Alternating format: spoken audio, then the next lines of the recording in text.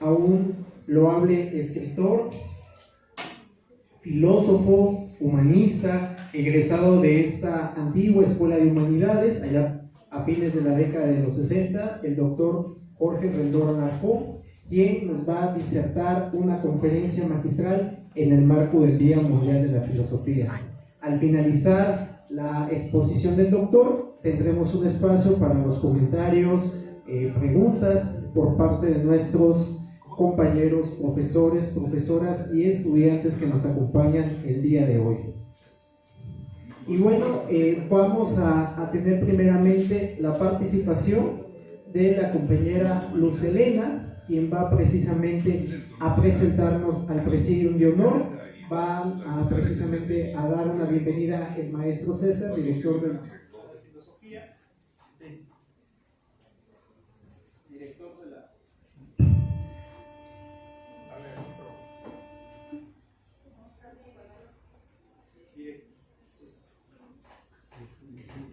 Yo creo que nos escuchamos, si usted habla fuerte, lo que se escucha. Muy buenos días, les damos la más cordial bienvenida, directivos, coordinadoras, coordinadores, maestras, maestros y estudiantes que nos acompañan. Agradecemos al maestro César Rosa Cerdera, quien es el director de esta institución, y pedimos una pequeña intervención.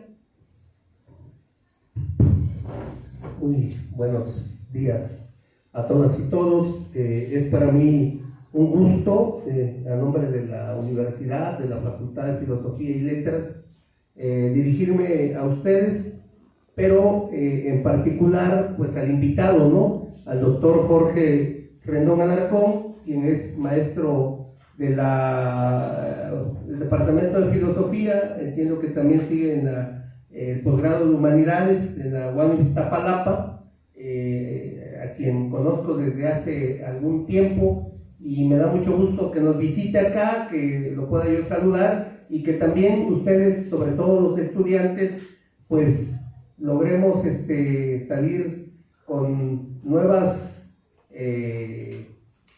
pues nuevo conocimiento, pero también nuevas formas de interpretar este conocimiento, ¿no? Desde la filosofía creo que es importante, y bueno, sobre todo por el tema de la conferencia, que tiene que ver con la ilustración moral y ética, la modernidad política. Entonces creo que el doctor Jorge Rendón es un especialista en estos temas, y yo quiero pues primero celebrar que el programa educativo de filosofía con su academia, la Academia de Filosofía, la coordinación de la maestra Irma, quien es muy entusiasma para estos temas, muy furiosa, diría, como para este tipo de temas que son para bien de la comunidad estudiantil. Eso es bueno para ustedes, jóvenes.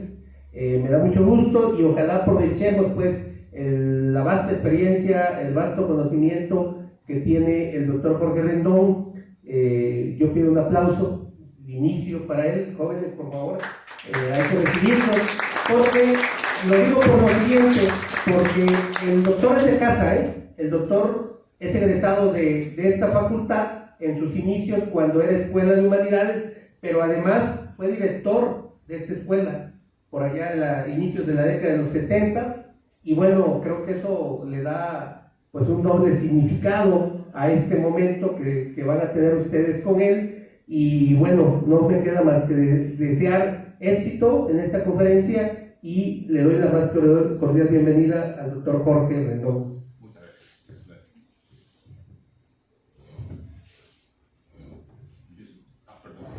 Bien, esta conferencia se realiza en conmemoración del Día Mundial de la Filosofía cada año, el tercer jueves de noviembre. UNESCO subraya el valor verdadero de la filosofía para el desarrollo del pensamiento humano, para cada cultura y cada individuo. Además de ser una disciplina, la filosofía es también una práctica cotidiana que puede transformar las sociedades y estimular el diálogo entre las culturas. Al despertar al ejercicio del pensamiento y a la confrontación racionada de opiniones, la filosofía ayuda a construir una sociedad más tolerante y respetuosa. De esta manera, permite comprender y traer una respuesta a las grandes a los grandes desafíos contemporáneos, creando las condiciones intelectuales para el cambio. Voy a presentar dando lectura del currículum del doctor José Rendón Alarcón. El doctor Jorge Rendón Alarcón es licenciado en Filosofía por la Universidad Autónoma de Guerrero, doctor en Ciencias Sociales por la Universidad Autónoma Metropolitana. Ha sido director de la Escuela de Filosofía y Letras de la UAGRO a principios de la década de los 70. Coordinador de la licenciatura en Filosofía de la Universidad Autónoma Metropolitana, Unidad de Iztapalapa. Sus líneas de investigación son filosofía, política y ética, historia de las ideas políticas, Hegel y los problemas de la democracia. En 2015 recibió el premio al Mérito Civil en Educación y Humanidades Ignacio Chávez, otorgado por el gobierno del estado de Guerrero, propuesto por miembros de asociaciones civiles de esta entidad. Autor y coautor de diversos artículos, ensayos y libros sobre democracia y filosofía política. Sociedad y conflicto en el estado de Guerrero, 1911 a 1995, publicado en el 2003. Se ha interesado en el análisis de la modernidad política desde la particularidad de Guerrero, que es la expresión más conflictiva a través de la cual se manifiestan los problemas más graves del sistema político mexicano, la inestabilidad social y la violencia. Entre otras publicaciones destaca El litigio por la democracia en 1998, Filosofía política, sus clásicos y sus problemas actuales, publicada en 2007, La sociedad dividida, la sociedad política en Hegel en 2008, y es coordinador del libro Luis Villoro, Filosofía, Historia y Política, editado por GEDISA y la Universidad Autónoma Metropolitana, y coautor con el doctor Sergio Pérez Cortés del libro El telos de la modernidad, 2 estudios sobre la filosofía política de Hegel. Pues este es el currículum y le cedo la palabra al doctor. Muchas gracias. Si me permiten, yo hablaría mejor si quisiera tener un diálogo, pues digamos, más cercano con todos ustedes, si me lo permiten. Yo les suplicaría, si fueran tan generosos, de acercarse un poco para que, digamos, si quieren, no quieren acercarse, no, pero les pediría, por favor, en la medida de lo posible, que se acercaran para que no tengan que recurrir al micrófono. Jóvenes, yo creo que somos lo necesario para esta conferencia, pero creo que si nos acercamos a este diálogo constructivo con el doctor, sería importante a todos, por favor. Gracias. Muchas gracias. Sí, miren ustedes, primero, digamos, una confesión, digamos, como paisano de nuestra condición. Creo que ustedes básicamente son todos ustedes guerrerenses, creo. Tal vez alguno lo es, o en fin, pero en todo caso vecinos de esta ciudad.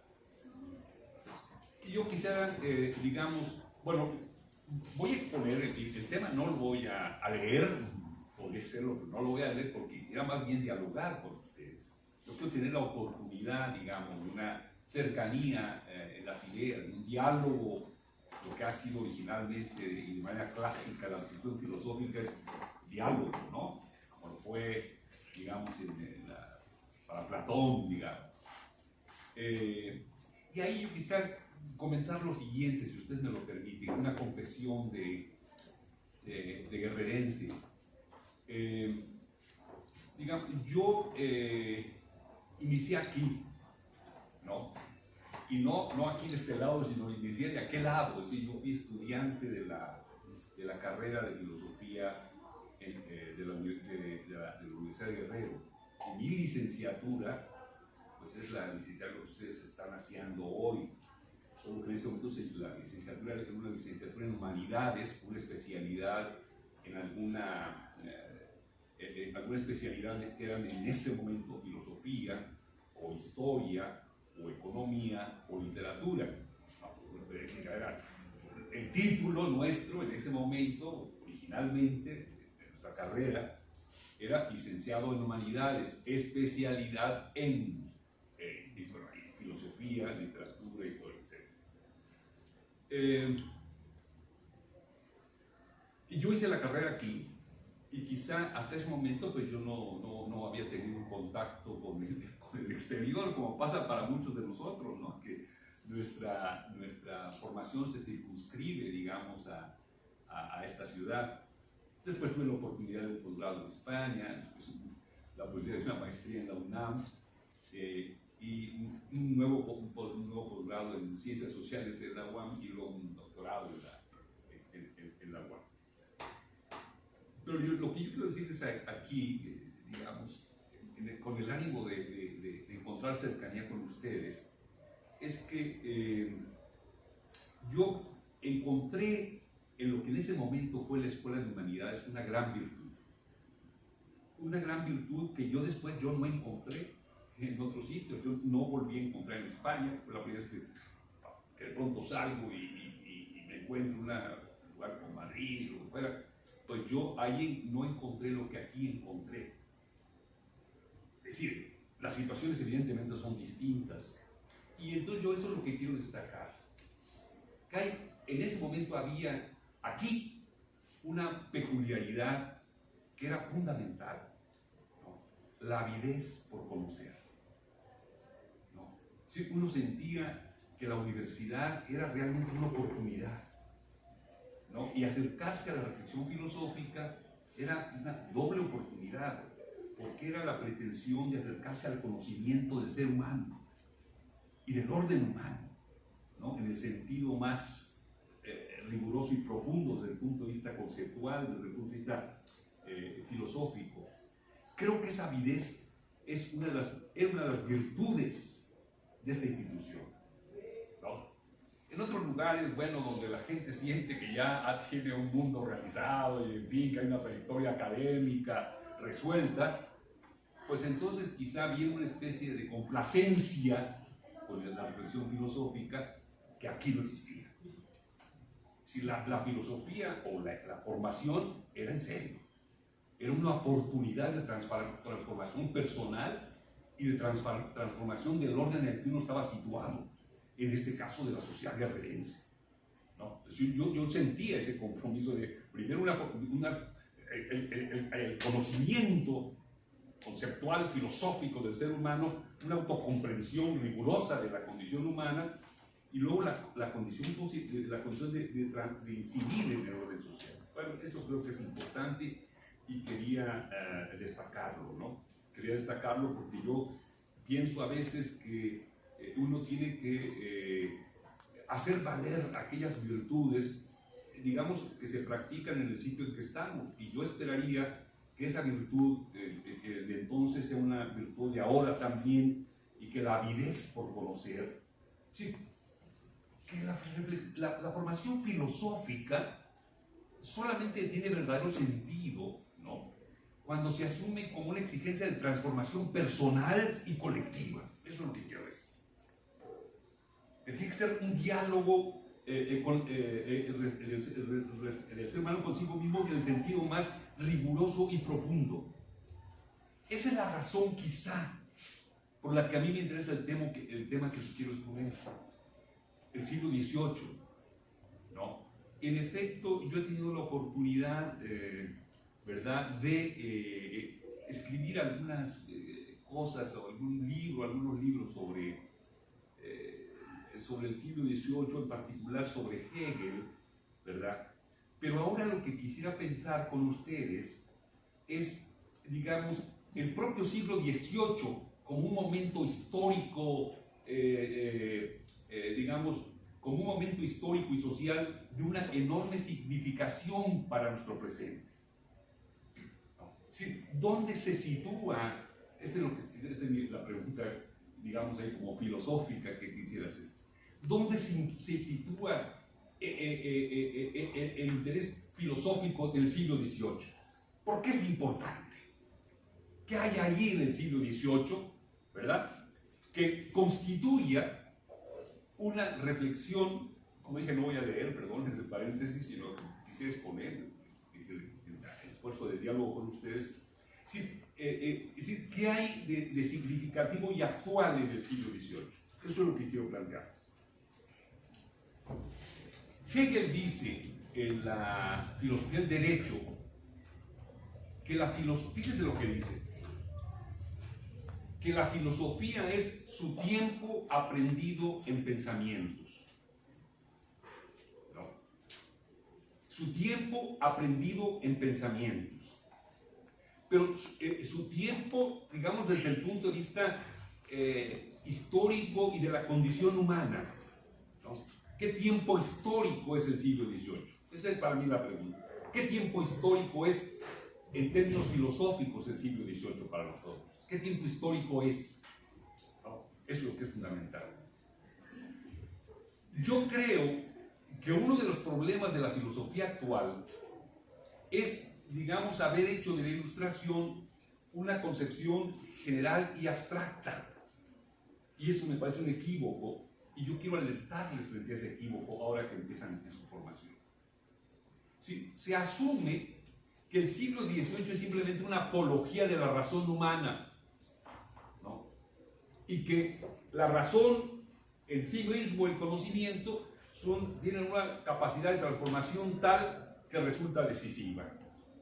Esa idea, ¿no?, de una concepción de la razón en un sentido tan general se ha asociado, digamos, al orden liberal, ¿no?, al orden burgués. Pero resulta que el orden liberal no es el siglo XVIII, Eso es muy importante. Es decir, el liberalismo es el siglo XVII, y esa es otra historia particular. ¿Sí? ¿Cómo surge el liberalismo? ¿No? Y en efecto, en Inglaterra, el liberalismo surge en contraposición al absolutismo monárquico, ¿no? Entonces, en efecto, en la medida que es una confrontación con el absolutismo monárquico, pues lo que hay es una reivindicación del individuo como individuo propietario, porque lo que da forma al liberalismo, lo que termina es más bien, digamos, situando al orden liberal, digamos, lo que termina dando forma, a lo que termina dando forma el pensamiento liberal, es a un nuevo orden político en Inglaterra. Sí, Inglaterra pasa de ser una monarquía absoluta a una monarquía parlamentaria. Ese es un hecho fundamental. Ese tránsito entre una monarquía absoluta y una monarquía parlamentaria. Quizá vale la pena subrayar eso, porque en realidad esa transformación, ese cambio de orden político, supone una concepción radical de cómo se piensa el ser humano y cómo piensa su orden. Eso es lo que es importante, ¿no? Es decir, cómo se piensa el ser humano y cómo se piensa el propio orden humano. Es decir, la monarquía absoluta se finca, como ustedes saben, o dejan saber, se finca en el derecho divino. Es decir, las monarquías absolutas, digamos, constituyen la forma de organización jurídica política que comprende la Edad Media. Esto es muy importante también. Si la Edad Media está, digamos, su orden social, su orden jurídico, su orden político, su configuración responde a un concepto filosófico, ¿no? La idea del derecho divino, un concepto filosófico teológico, digamos, ¿no? Y la idea que es fundamental ahí, pues la idea de que el orden humano es un orden instituido, es un orden instituido por la voluntad de Dios. Eso es muy importante. Un orden instituido por la voluntad de Dios, ¿no? Es decir, ese orden da lugar a la monarquía. Las monarquías constituyen la expresión de esa voluntad de Dios según el derecho divino, ¿no? Según el derecho divino, ¿no? Esto es importante. Según el derecho divino, la monarquía, digamos, se constituye a partir de que Dios habría confiado a una dinastía el gobierno de su pueblo. Si no se entiende, interrúmpanme, por favor, ¿no? Sí, habría, digamos, entregado el gobierno de su pueblo. Y así existen las dinastías, los Borbones, los Luis, en Francia o lo que fuera. Sí, y eso ¿En nombre de quién gobiernan? En nombre de la voluntad de Dios. Ese es básicamente el problema. ¿Se entiende la cuestión? No.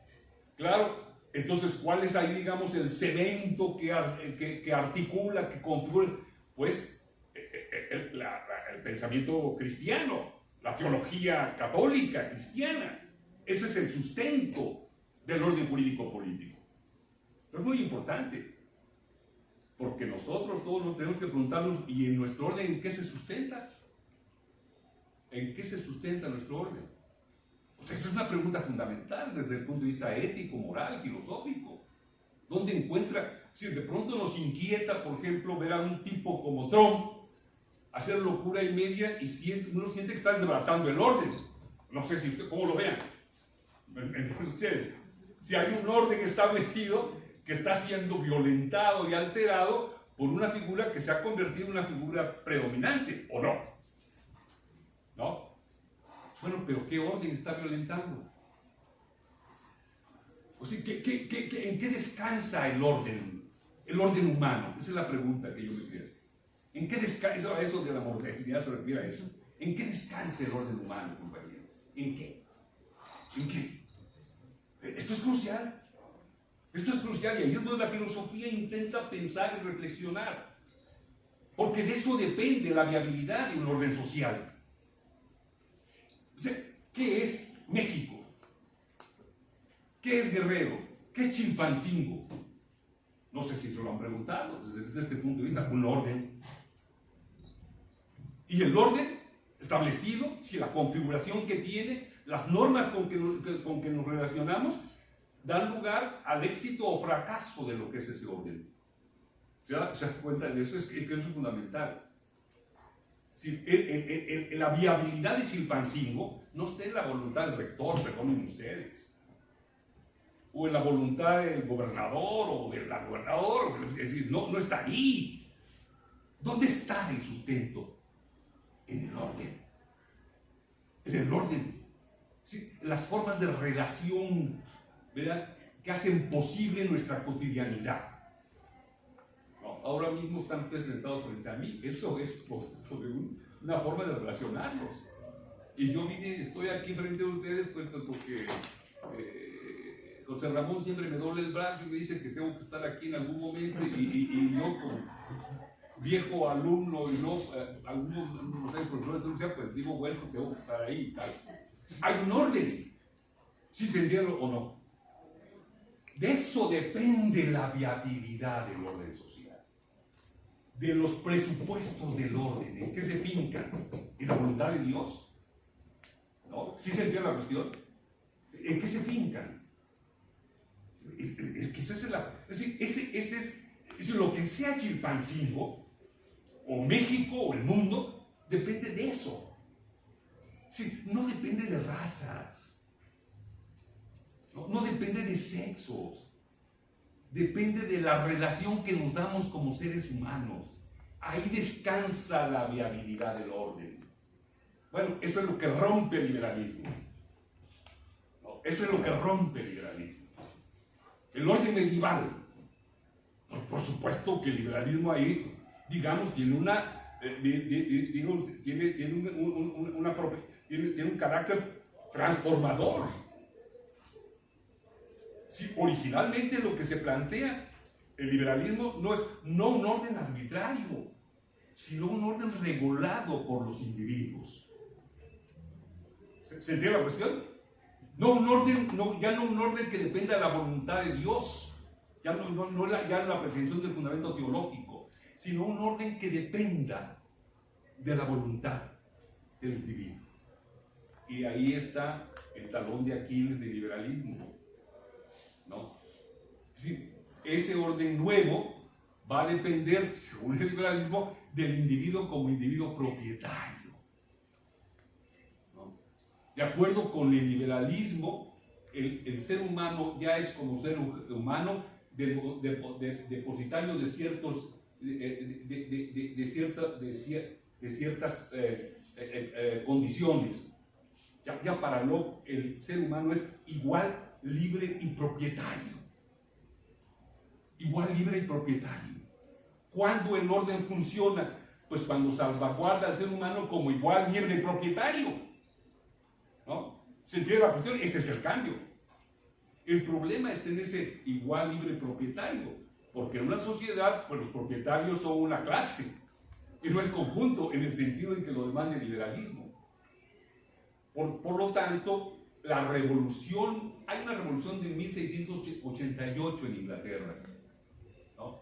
Los ingleses la llaman la revolución gloriosa, creo, porque es una revolución incruenta, porque el viejo monarca absoluto sale huyendo, Jacobo II, y toma el poder Guillermo de Orange, un monarca que ya no depende de los supuestos del derecho divino, sino que depende de esta concepción liberal de que el ser humano es igual, libre y propietario, y entonces el poder real lo constituye, por no ser la pretensión, el Parlamento.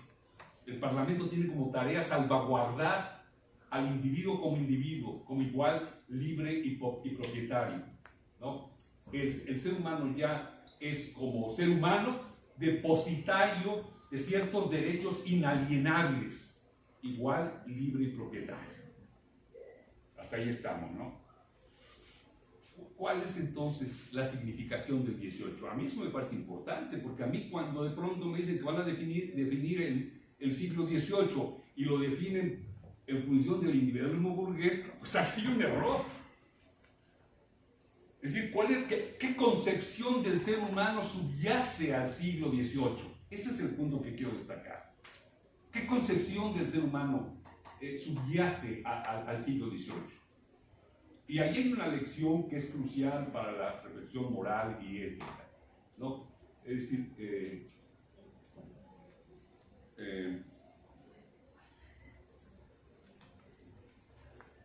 ¿qué concepción del ser humano subyace a la Ilustración? Y bueno, ahí, digamos, ahí es donde esa transformación que a mí me parece clave. ¿Por qué es relevante esto? ¿Por qué es relevante cuando digo qué concepto del ser humano subyace al siglo XVIII? ¿Por qué es relevante? A ver, es relevante porque si no entendemos este problema de qué concepto del ser humano subyace al siglo XVIII, entonces es muy difícil entender la obra del siglo XVIII. O sea, ¿de qué habla Kant? ¿Está hablando del individuo medieval o ¿de qué está hablando Kant? ¿No? En la fundamentación de la metafísica de las costumbres, por ejemplo, o en la crítica de la razón práctica, o en la filosofía de la historia, ¿de qué habla Kant? ¿Entiendes cuál es el problema? Sí, ¿de qué habla Hegel? Pues ahí sí nos metemos en problemas. Porque si no sabemos de qué está hablando y simplemente queremos entender a Hegel por la lógica, pues olvídense. Pues ya nos fastidiamos como estudiantes de filosofía. No sé si me entiendan. ¿Qué es lo que ocurre? Porque a mí me ocurrió como profesor.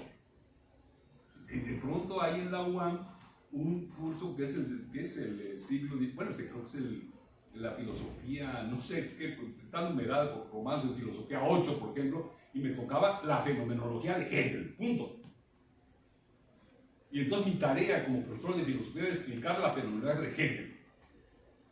Y uno, para explicar la fenomenología de Hegel, pues buscaba encontrarle ahí por dónde se puede entender algo de lo que dice Hegel, porque si no sabe uno de qué momento está hablando y de qué problema está hablando, es muy difícil articularlo, es muy difícil. Ya no digamos la lógica. ¿Entienden ustedes? Las cosas se aclaran inevitablemente con la filosofía del derecho. Pues está hablando de la filosofía del derecho, ¿no? De este problema de las normas y de la regulación legítima de las medidas, etcétera, etcétera. Pero entonces este problema, esto es lo que quiero decirles como colegas, que acercarse al concepto que el ser humano tiene de sí mismo y de su orden social en un momento dado es condición indispensable para la lectura filosófica. Esto es lo que quiero destacar. Entonces lo que estoy tratando de decirles es qué es lo que le da unidad a las obras del siglo XVIII.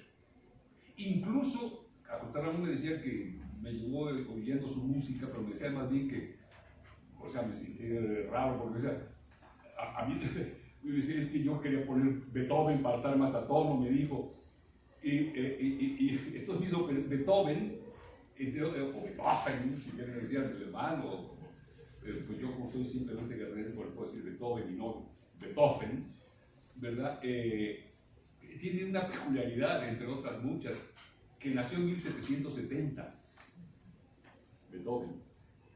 Y 1770 es también la fecha de nacimiento de Hegel, ¿no? Entonces es muy curioso, porque esto que les estoy diciendo, de qué concepto del ser humano subyace a una época, pues tiene también qué concepto subyace a la música, por supuesto.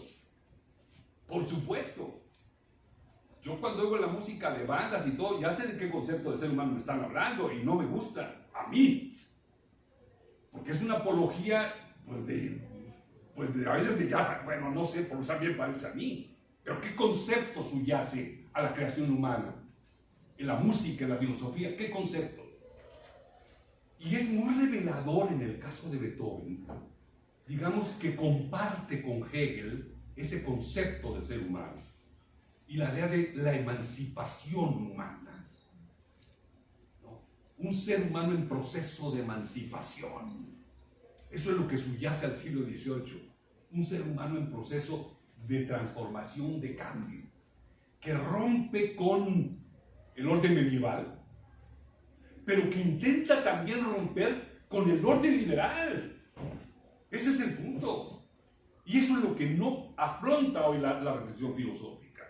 Y sin duda la Ilustración busca romper con el orden medieval, pero busca romper también con el orden liberal. ¿Cómo? ¿Sí se entiende lo que he dicho hasta ahora o no? ¿De verdad o no? Dígame, oye, no te entendemos. Yo lo que quiero es hablar con ustedes, ¿no? Sí, se entiende, sí. ¿Qué concepto? Claro, y el concepto entonces que se plantea es muy interesante, porque aquí está la clave de la Ilustración. El problema que se plantea la Ilustración es una verdadera y legítima fundación del orden jurídico político. Ese es el problema, ¿no? Una verdadera y legítima fundación del orden jurídico político. Pues quizá porque percibían como nosotros, que el orden no funcionaba. ¿O sí funciona? Yo no sé cómo lo ven ustedes. Yo, como siempre, desde el punto de vista filosófico, trato de ser reflexivo y crítico. Yo no veo que funcione. Si las cosas, es decir, el chimpancé hoy puede salir con tranquilidad y moverse aquí y allá, no sé. Quiero que piensen en eso. Entonces yo creo que esa es la percepción fundamental del siglo XVIII, es que hay un orden que no tiene una construcción racional que le permita su viabilidad.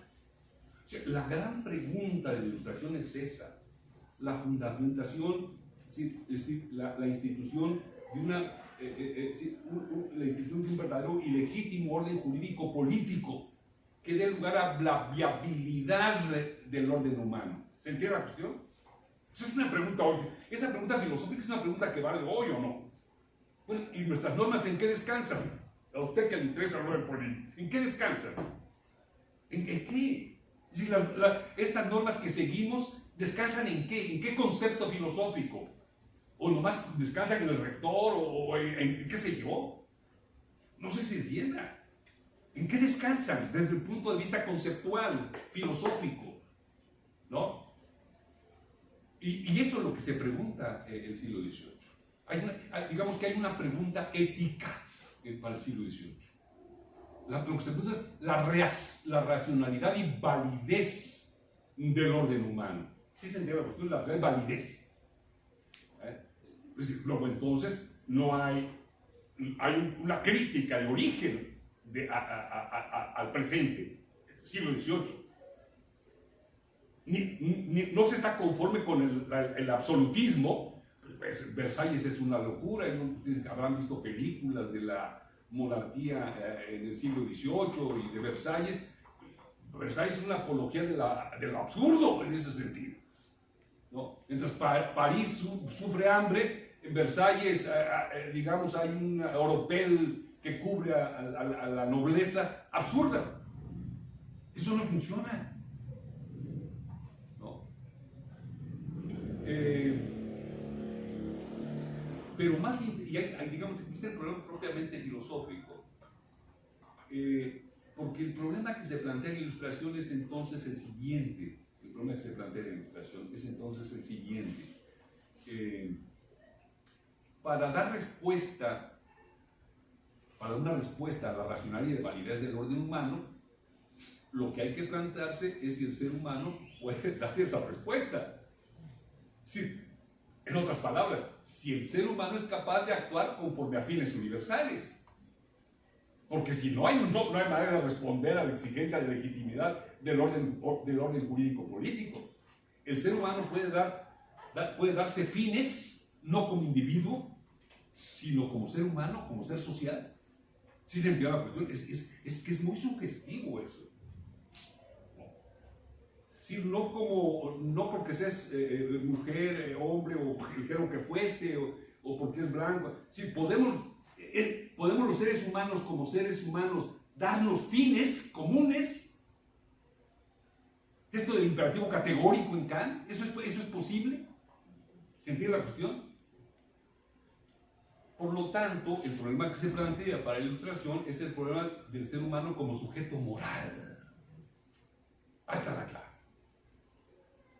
¿No? Como sujeto moral.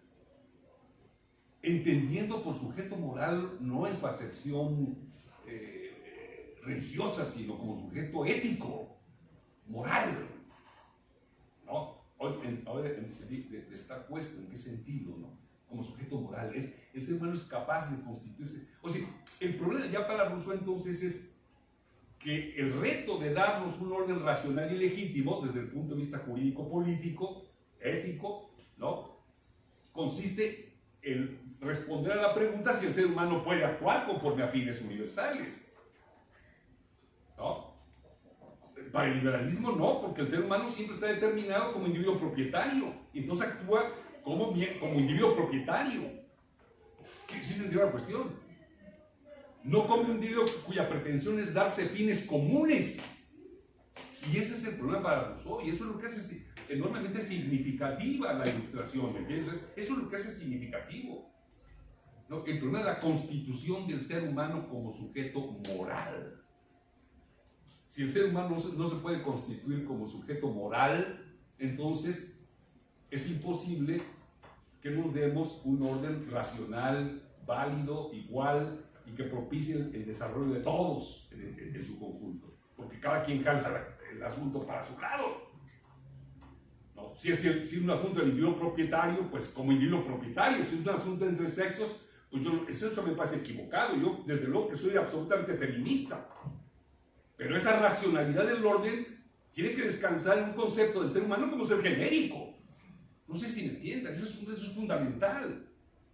Aquí, perdonen ustedes, pero aquí hemos pensado en Guerrero que todo depende de si es uno de un grupo racial u otro. No, depende de nuestra condición como seres humanos. A ver, y entonces aquí quiero tocar un poco la fenomenología del espíritu.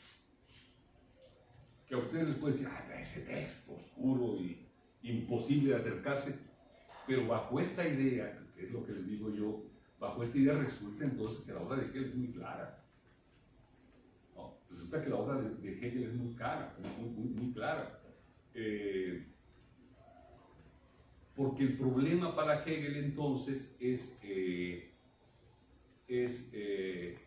esa constitución del ser humano como capaz de actuar conforme a fines. Digamos, es una pregunta moral fundamental. ¿Puede el ser humano actuar conforme a fines?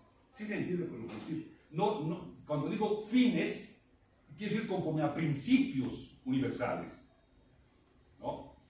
O sea, no resueltos desde el yo individual, sino como ser humano. ¿No?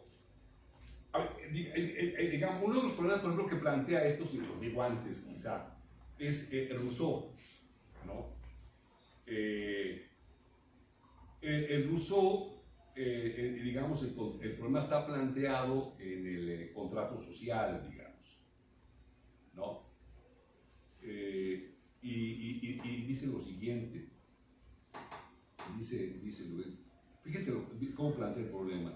Es el capítulo 8 del libro 1. Capítulo 8 del libro 1. Si usted lo ve, o si lo buscan en su computadora, lo van a encontrar. Capítulo 8. ¿Qué dice Rousseau en el capítulo 8 del libro 1? ¿Qué dice? Dice, podríamos añadir. En realidad es una idea de las cosas que digamos que articula el pensamiento de Rousseau. Podríamos añadir a la adquisición del Estado civil, de darnos un orden jurídico político válido, la libertad moral. Sí, ahí, es decir, cuando el ser humano se da un orden jurídico político racional y válido, se lo da como sujeto moral. Por eso dice, podríamos añadir a la adquisición del Estado civil la libertad moral. La libertad moral. O sea, la autonomía del ser humano como sujeto. ¿No? Sí, y luego sigue diciendo, la única que nos hace verdaderamente dueños de sí. El ser humano es dueño de sí como ser humano. Ahí hay un concepto filosófico. Cuando es capaz de actuar conforme a fines, como ser consciente. Cuando se desprende de toda la contingencia que es su particularidad, no de actuar desde la inmediatez del yo egoísta, por ejemplo. No, si de lo que se trata es de darse un orden viable para todos. ¿No? Entonces, es decir, podríamos añadir a la adquisición del Estado civil la libertad moral, la única que nos hace auténticamente dueños de sí, es decir, la única que nos convierte en seres humanos. Si cuando adoptamos como sujetos morales, ¿no? Pues porque el sometimiento al simple apetito es la esclavitud, ¿no? Y la autodeterminación que nos damos conforme a la idea de la norma, de la ley, es la libertad. Eso es lo que dice. ¿Sí se entendió la cuestión o no? Es decir, cómo está planteado ahí el problema de la constitución del ser humano como sujeto moral, como hecho práctico de la razón. ¿Me entienden ustedes?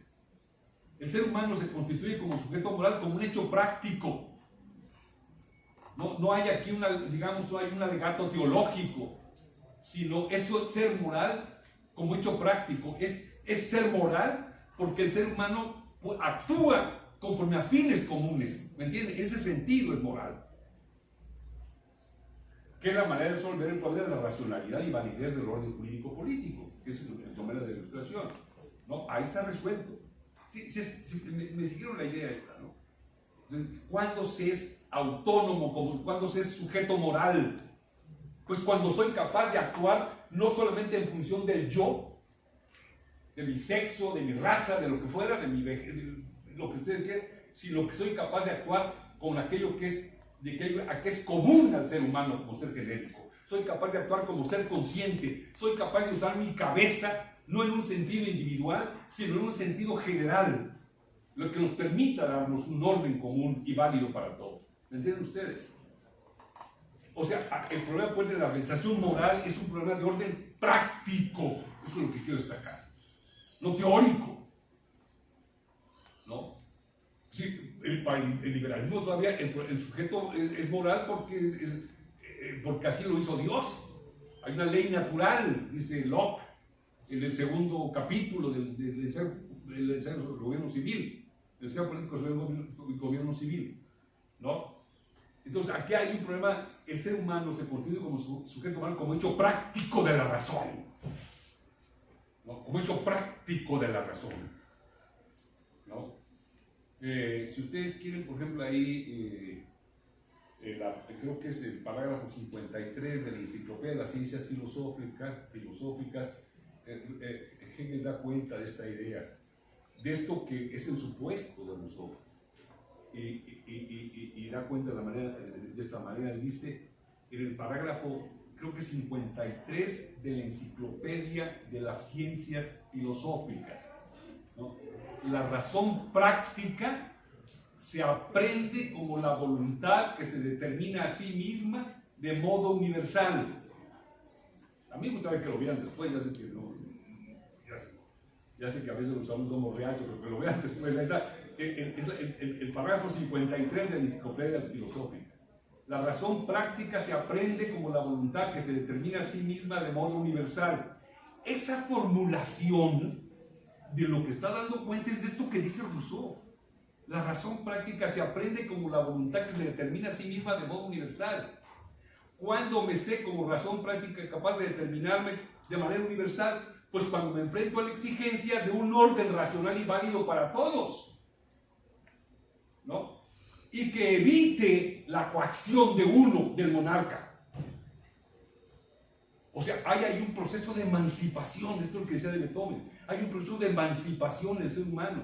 O sea, la norma, el derecho, tiene para la Ilustración un sentido emancipatorio, ¿me entienden ustedes? Emancipatorio. Sí, ahora pensamos que el derecho es coactivo. Pues puede ser coactivo, pero el derecho fundamental, el derecho constitucional de un orden, tiene que tener un contenido emancipatorio para que sea racional y válido. ¿Sí me entienden ustedes? O sea, Rousseau y la Ilustración ven las normas, el derecho, la moral, la ética, como instrumentos de emancipación humana. Si cuando actuamos como sujetos morales, actuamos como sujetos que nos emancipamos de nuestro egoísmo y de una vida subordinada a lo particular. Y nos damos un orden racional y válido. ¿Sí me entienden? Esto es crucial. Hay ahí una idea de emancipación. ¿Cómo se emancipa el ser humano? A través de las normas, eso es lo que les quiero decir. Entonces las normas tienen que ser normas de la voluntad que permitan la realización del conjunto y que eviten la coacción de uno, o del monarca, o de la clase capitalista, por ejemplo. ¿Cómo evitamos no quedar subordinados al monarca? ¿Cómo lo evitamos? O no quedar subordinados a la clase económica, a la burguesía. ¿Cómo lo evitamos? Pues con normas racionales y universales que permitan la realización del conjunto. Entonces todos tenemos que estar regulados por las mismas normas. El derecho para el Ilustración es recurso emancipatorio de la condición humana. Y eso a mí me parece fundamental desde el punto de vista moral y ético, desde el punto de vista filosófico. El instrumento, ahí sí es preocupante por qué personajes como Trump abaten el orden, evitan la vía de la emancipación humana. Nosotros nos emancipamos por la vía de las normas, de nuestras prácticas, cuando se fundan en la pretensión de universalidad, no de la salvaguarda de la particularidad. Ese es el hecho fundamental de la Ilustración, queridos compañeros. Ese es el instrumento. Y ahí esa es una lección fundamental de la Ilustración del siglo XVIII, ¿no? El autoconocimiento del ser humano como vía de emancipación humana. ¿Cuándo el autoconocimiento es una vía de emancipación humana? ¿Qué es lo que plantea Hegel en la filología o la lógica? Cuando a través de ese autoconocimiento me sé como ser consciente, y como sabiéndome como ser consciente soy capaz de actuar como tal y darme un orden contrapuesto a la coacción. Yo creo que uno de los símbolos, una forma de, yo no sé ahora, ¿verdad? Pero del atraso en Guerrero es eso, de normas que dependían de la persona que las aplicaba o de quien las interpretaba. Pues evidentemente sí ahí hay un derecho coactivo. Pero el problema está en la racionalidad y validez de las normas. Y cuando, digamos, tienen ese carácter, entonces constituyen un proceso, dan lugar a un proceso emancipatorio. Todos tenemos que estar regulados por las mismas normas. Siempre que el poder político, el poder económico se sustrae de las normas, da lugar a formas de relación coactiva. El poder político, el poder económico tiene que estar subordinado a la racionalidad de las normas de forma tal de que se impida la coacción de unos y otros. ¿No? Entonces, ahí está el problema fundamental. Entonces, ahí está cómo lo plantea Rousseau y cómo lo interpreta Hegel conceptualmente, ¿no? Podríamos añadir a la adquisición de la libertad moral. ¿Cuándo adquiero la libertad moral? Cuando actúo como sujeto moral. Cuando soy capaz de actuar conforme a fines. Pues hasta en la pareja, ¿no? Ahora que son jóvenes ustedes. Si la pareja no tiene las mismas normas, pues ya se fastidió la cosa. O volvemos al paternalismo mexicano o a no sé qué, ¿no? O sea, si no hay las mismas normas, no hay viabilidad en las formas de relación social. Claro, lo que me interesa es el asunto del orden social, ¿entienden ustedes? Porque nadie les había dicho, o no sé, o a lo mejor sí ya lo han visto hasta el cansancio, que el problema del atraso nuestro, o la circunstancia de crisis o crítica en la que nos encontramos, tiene que ser respondida desde el punto de vista filosófico.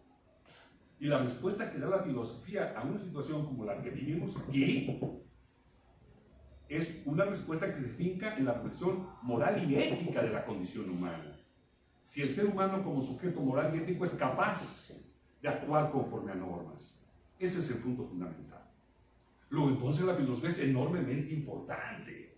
Enormemente importante.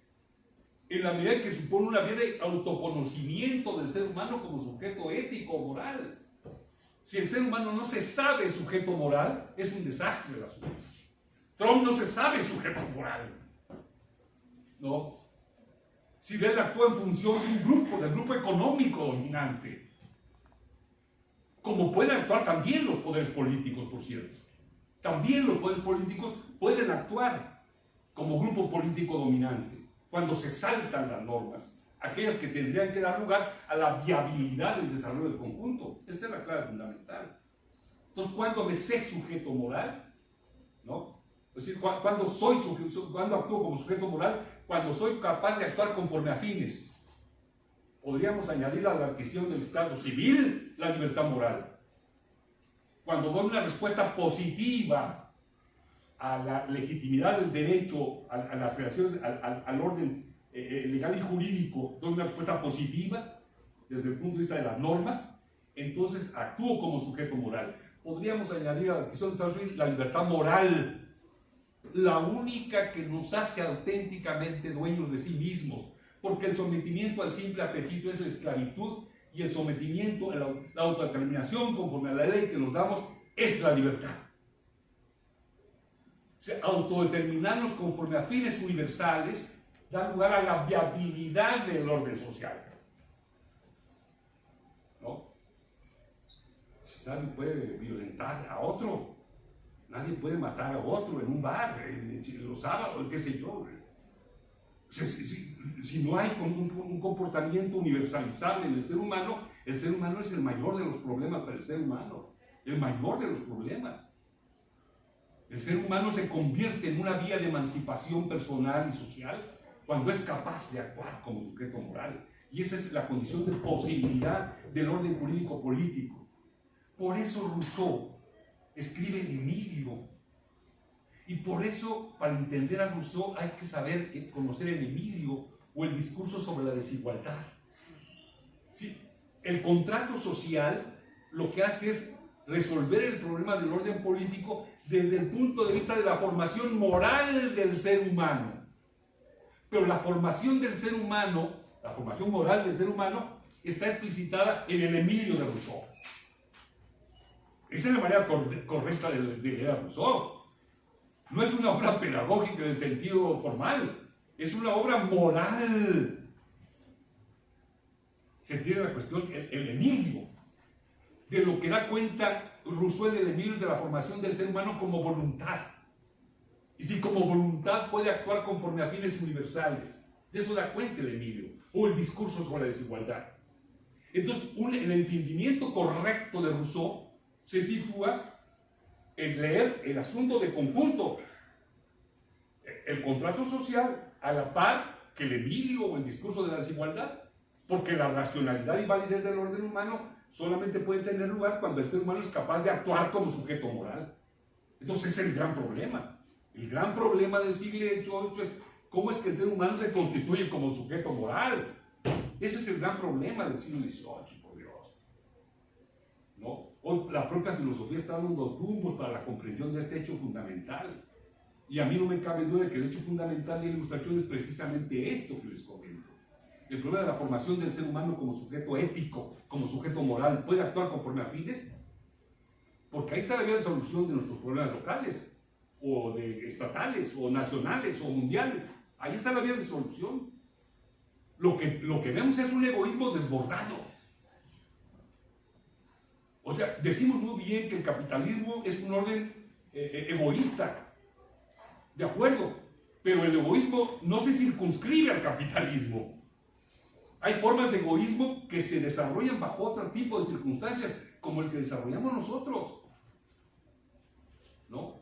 Sí, eso de pensar que se puede alcanzar una forma de ser, no sé, perteneciendo a un grupo u otro, etcétera, etcétera, cosas que en la que no vamos a meter en problemas, etcétera. Pero pues ese es el problema. Nuestro problema es moral y ético.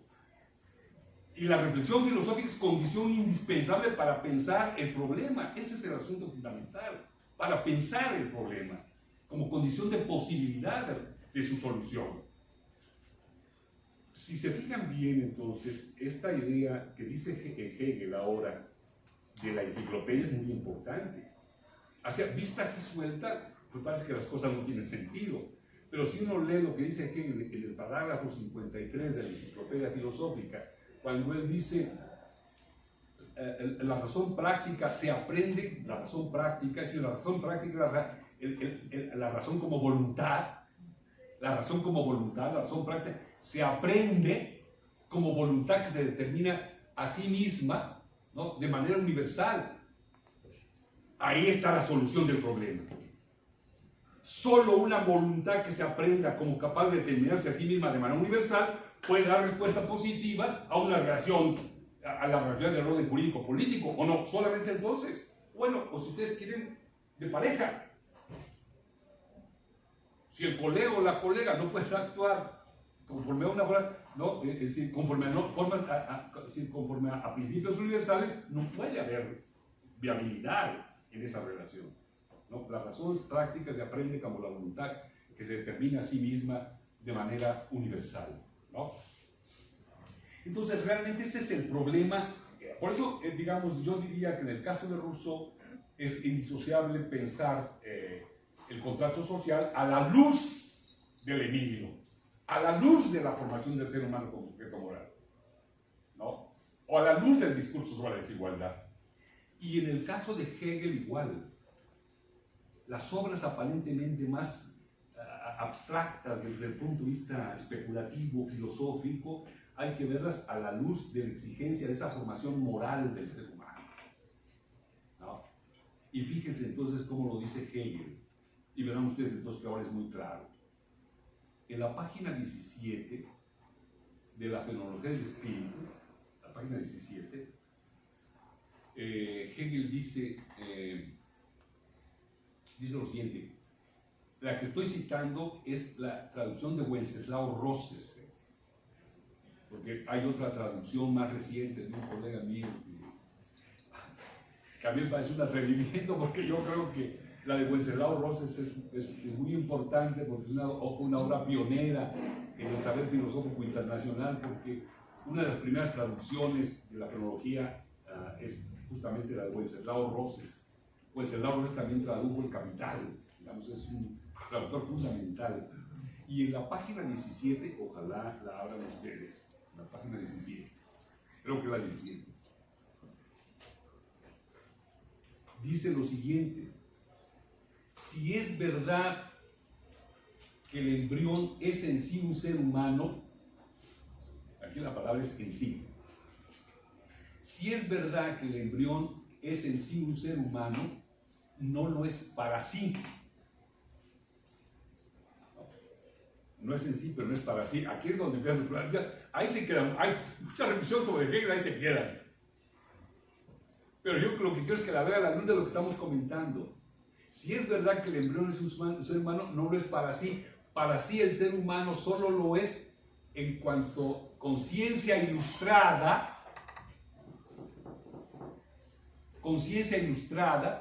que se ha hecho a sí misma lo que es en sí. ¿Y qué es en sí el ser humano? Un ser consciente. ¿Y de qué es capaz el ser humano como ser consciente? De actuar como ser consciente conforme a fines propios. De lo que está hablando Hegel ahí es de la formación moral del ser humano. Entonces lo que está diciendo Mutatis Mutandis es, el ser humano es un ser humano desde que nace, pero no se sabe como ser humano. Es decir, no se sabe como ser consciente. Y como no se sabe, no se realiza como ser consciente. Colegas, ahí tenemos otro problema. El problema no es nacer como ser humano, sino hacerse como aquello que se es como ser humano. Y aquello que se es como ser humano es ser consciente.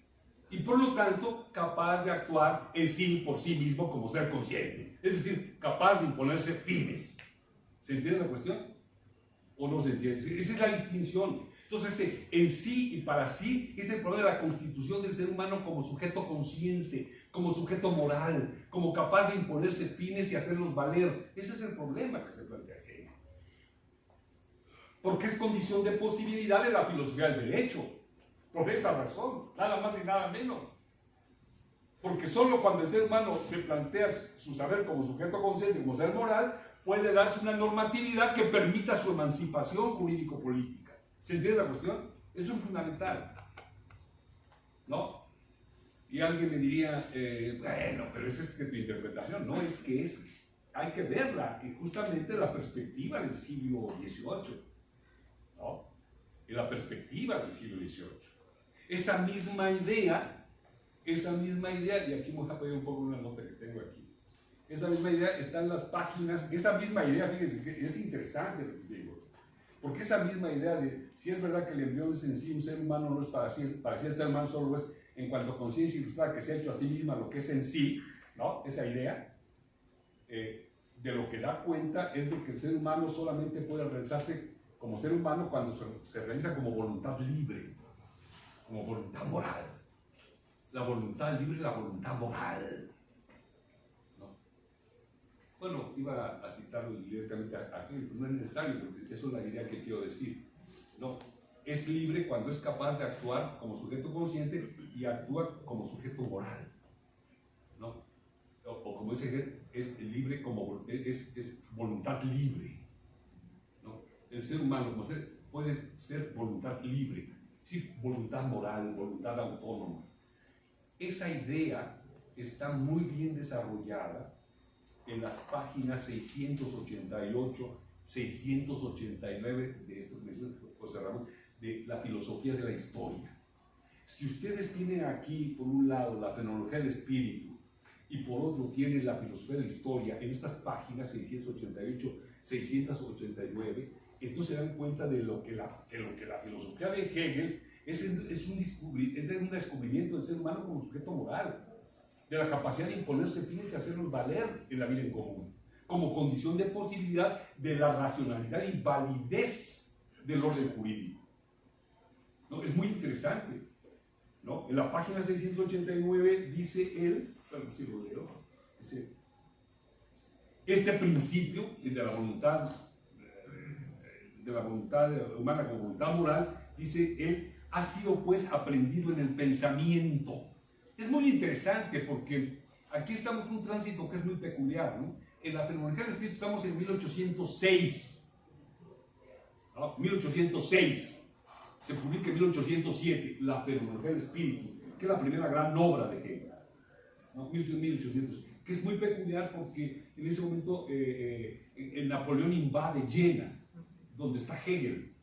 Y entonces ve a Napoleón y todavía está ahí, tiene una idea positiva del ser humano. Ahí hay que tener mucho cuidado con esto de los políticos y la política, porque si primero lo ve con, dice, este es un emancipador, dice Hegel a propósito de Napoleón, está derrumbando el orden monárquico, ¿no? Entonces lo ve, casi sale y echa porras, pero no sale y echa porras porque los soldados franceses se cargan todo en Jena e incluso parece que afectan su biblioteca y tal, pero ese entusiasmo, pero tiene un entusiasmo genuino por Napoleón. Pero luego viene un desencanto, porque Napoleón rompe con la idea de un orden jurídico-político que dé viabilidad a ese orden y bueno, se convierte en lo opuesto, como ustedes saben, ¿no? Pero entonces la fenomenología tiene esa peculiaridad, 1806-1807, y la filosofía de la historia tiene este interés. Tiene un interés muy peculiar la filosofía de la historia, porque la filosofía de la historia en realidad no es una obra escrita por Hegel. es una obra, son los apuntes de Hegel, ¿no? Él da la clase de filosofía de la historia de 1821 a la fecha de su muerte, en 1831, ¿no? Y esas notas son las que articulan el texto, con notas de sus apuntes. Y a mí me daría mucho gusto que lo que hemos dicho hoy lo hubieran anotado todo y luego hiciéramos un texto en común. Entonces, que es más digamos, testimonio de lo que estamos haciendo, ¿no? Pues eso hace, ¿no? Esa filosofía de la historia. Entonces es muy peculiar. Pero en la página 688-689, él dice esto. Dice, este principio de la voluntad libre como tal ha sido pues aprendido en el pensamiento, y la voluntad que se quiere, la voluntad moral, esta que es capaz de actuar en sí por sí, la voluntad libre ha sido reconocida como lo íntimo y último, como el fundamento sustancial de todo derecho. Ahí está el problema. El derecho legítimo solamente es alcanzable cuando el ser humano es capaz de actuar conforme a fines universales, como la vida en pareja con los jóvenes. Una vida placentera y feliz en las parejas será cuando son capaces de actuar en común bajo los mismos principios y no bajo el control de uno o de otro, ¿no? Entonces, la voluntad que se quiere a sí misma, porque la voluntad moral, la voluntad que se quiere a sí misma, es la base de todo derecho y de todo deber, y por consiguiente, de todas las leyes jurídicas, preceptos debidos y obligaciones. Este principio fue establecido en Francia por Rousseau. Este principio fue establecido en Francia por Rousseau. O sea, Hegel se reconoce deudor de Rousseau a propósito de su reflexión filosófica en cuanto al problema de la constitución del ser humano como sujeto moral, ¿no? Y luego esto que ojalá lo tengan presente. Este principio fue establecido en Francia por Rousseau. El ser humano es voluntad y solo es libre en tanto quiere lo que su voluntad es. Ese es el punto fundamental. Esa es la condición de posibilidad de la realización del orden del ser humano y del orden jurídico-político, de la viabilidad del mismo. Ojalá le eche una mirada. 688, 689. El texto que estoy citando, en este caso, es de José Gauss. Estoy hablando de la filosofía de la edición de Alianza Editorial. Ustedes me buscan otra, si buscan otra, no lo van a encontrar. Estoy hablando de la edición de Alianza Editorial, ¿no? Traducida por José Gauss, y estoy hablando de la página 688-689. En la 688 empieza diciendo, la determinación fundamental que el pensamiento puede hallar es la libertad de la voluntad. Página 688.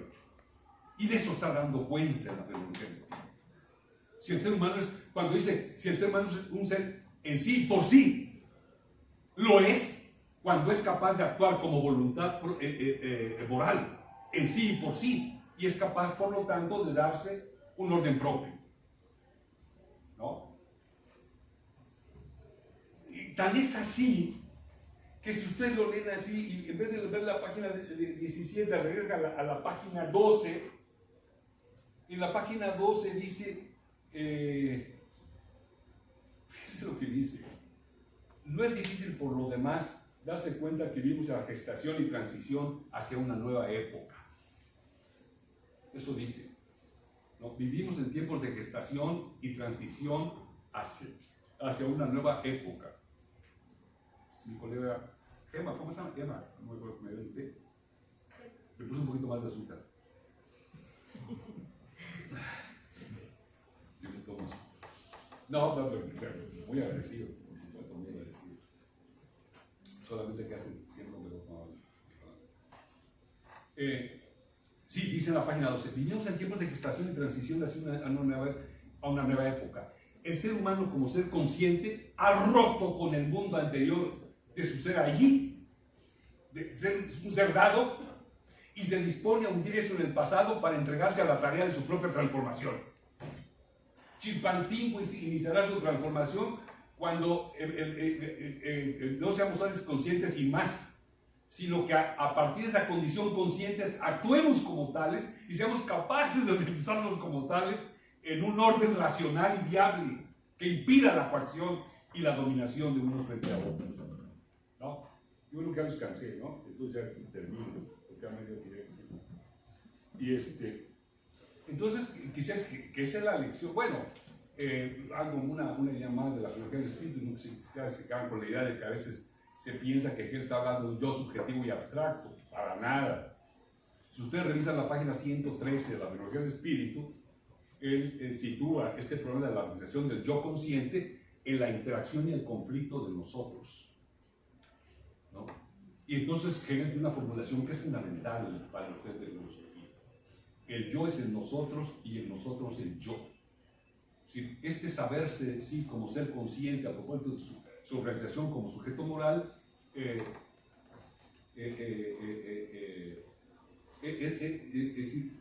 digamos, supone esa realización no es una realización, vaya, el ser humano se sabe como sujeto moral no en el gozo interior de su yo, sino en la vida en práctica en común, ¿no? En la vida en común, en la relación con los demás. Es ahí, ese saber práctico del ser humano como sujeto consciente, el que le da lugar a la convicción de que la manera de evitar la dominación, ¿no? La dominación consiste en esa acción consciente con los demás. Porque en esa acción consciente con los demás sabe que la única manera de una forma de relación no coactiva está en normas iguales para todos. Que todos tengamos la misma posibilidad de realización como sujetos conscientes. Entonces, esa frase es muy importante. El yo es el nosotros y el nosotros el yo. Esa es toda una lección en el caso de Hegel. De que él no está hablando nunca de un yo abstracto y subjetivo, sino que está hablando de un yo situado en el nosotros. Este del que habla Rousseau cuando dice, podríamos añadir a la decisión del Estado civil la libertad moral. O sea, ¿cuándo me sé sujeto moral? Cuando en relación con los demás soy capaz de actuar conforme a principios universales y darnos un orden no coactivo. En ese momento es un saber práctico de la razón. Y finalmente, pues quisiera enfatizar que lo que dice, ya me debo pasar el tiempo, ¿verdad? Lo que dice al final, ahí por la página 209-210, él dice, en un pueblo libre se realiza en verdad la razón. De que lo que estamos hablando siempre es de la emancipación del ser humano. Y una última cosa ya o sea, he hecho algunas citas para abreviar lo que quiero decir, pero una cita que yo les sugiero mucho que lean ustedes es el parágrafo 21 de la filosofía del derecho. Y ahí se da cuenta uno de cómo para Hegel la formación moral, la formación de la voluntad humana, esto es algo que incluso reconoce Hegel, Rousseau en el Emilio, ¿no? Él dice, por ejemplo, en esa perspectiva él reconoce a Platón y la República.